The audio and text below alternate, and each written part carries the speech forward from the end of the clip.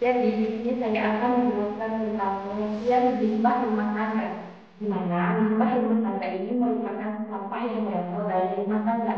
Kebanyakan ibu-ibu rumah tangga itu tidak bisa membedakan sampah organik dan sampah anorganik, sehingga sampah organik dan sampah anorganik ini masih tersimpan dalam satu tempat yang sama.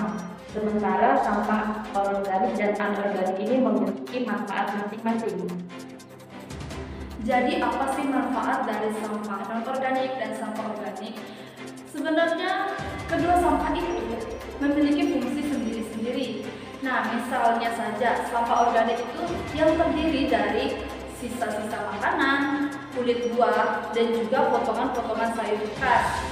Nah, sampah organik itu bisa kita olah menjadi pupuk. Sungguh sangat bermanfaat bukan? Tapi seringkali kita itu atau ibu rumah tangga terutama tidak bisa mengolah sampah organik maupun sampah non-organik. Nah, di sini saya akan menjelaskan sedikit manfaat dari sampah non-organik dan sampah organik. Mari kita lihat perbedaan dan cara kita memisahkan sampah non-organik dan sampah organik. Ini adalah sampah non-organik seperti plastik sisa kue dan juga botol minuman. Nah, jadi ini bisa diolah untuk menjadi kerajinan tangan. Seperti plastik ini bisa kita olah menjadi bunga, sedangkan botol ini kita bisa mempergunanya menjadi vas bunga yang beraneka ragam modelnya. Sedangkan ini adalah sampah organik yang dipisahkan secara khusus tempatnya, dan ini bisa digunakan menjadi pupuk. Sisa makanan dan sisa potongan buah, potongan sayur-sayuran ini bisa dicampur dengan daun-daun kering kemudian didiamkan beberapa minggu, sehingga air dari sisa makanan organik ini bisa berfungsi untuk menjadi pupuk yang bisa memupuk sayuran maupun buah-buahan. Jadi tadi adalah perbedaan mana sampah organik dan mana sampah non-organik. Jadi bagi ibu rumah tangga yang saat ini mungkin masih mencampur antara sampah organik dan sampah non-organik, sebaiknya memisahkan kedua sampah itu. Misalnya menyediakan tempat sampah yaitu sampah organik dan menyiapkan tempat sampah untuk sampah non-organik, sehingga keduanya tersebut bisa kita manfaatkan dengan fungsi mereka masing-masing. Jadi mari kita lihat apa sih sebab akibat jika kita tidak membuang sampah itu dengan baik dan kita tidak bisa membuang sampah itu kepada tempat yang sudah disediakan. Apa sih yang akan menjadi dampak dari hal tersebut? Mari kita simak kelanjutannya. Oke, kita sudah sampai di TPA-nya. Nah, ini merupakan salah satu contoh sampah non-organik yang dihasilkan dari rumah tangga. Nah, ini dapat kita lihat juga bahwa ini merupakan suatu pengolahan sampah non-organik yang salah. Kenapa saya katakan salah? Karena ini sampah dibakar. Nah, teman-teman dapat lihat bahwa kalau sampah dibakar itu akan menimbulkan asap.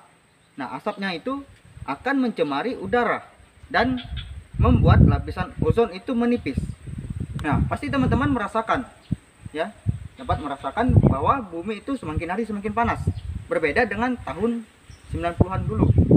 Nah, dan ini sampah juga apabila kita biarkan, tidak kita proses, kita olah, maka sampah ini kan bertumpuk di sini dan semakin banyak. Nah, kemudian sampah itu sudah banyak, saat turun hujan, dia akan menampung air hujan. Dan disitu akan menimbulkan berkembang biaknya nyamuk. Nah, setelah itu air itu akan meresap ke dalam tanah.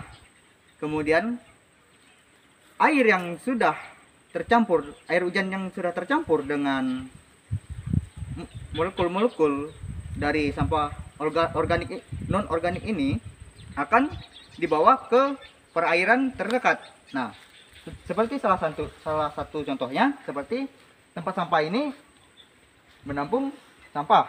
Kemudian saat hujan, air yang ada dalam sampah non organik ini akan diserap oleh tanah dan akan mengalir ke dalam alam sana. Nah, setelah dia masuk ke kolam, kemudian dalam kolam itu ikan-ikan akan memakan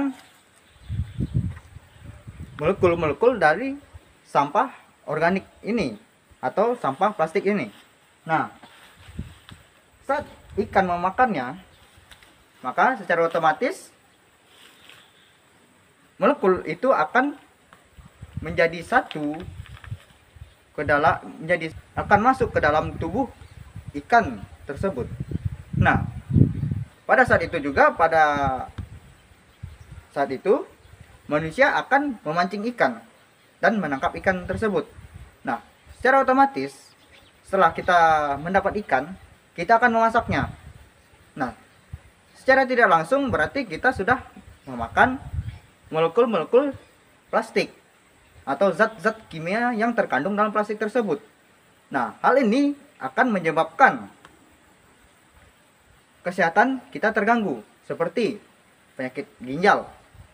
Nah, dapat kita lihat juga bahwa perbedaan umur manusia dari zaman sekarang dan pada zaman dahulu itu berbeda. Kenapa? Karena pola hidup manusia pada zaman sekarang itu sudah jauh berbeda. Nah, dan kita juga perlu ketahui bahwa plastik ini awal ditemukannya pada 100 tahun yang lalu. Nah, sebelum itu manusia hanya menggunakan dedaunan dan kulit kayu. Nah, maka dari itu mari teman-teman kita mau membantu untuk mengelola sampah plastik ini agar tidak mencemari lingkungan, dan terlebih jangan membakar sampah plastik tersebut karena akan menyebabkan lapisan ozon akan menipis.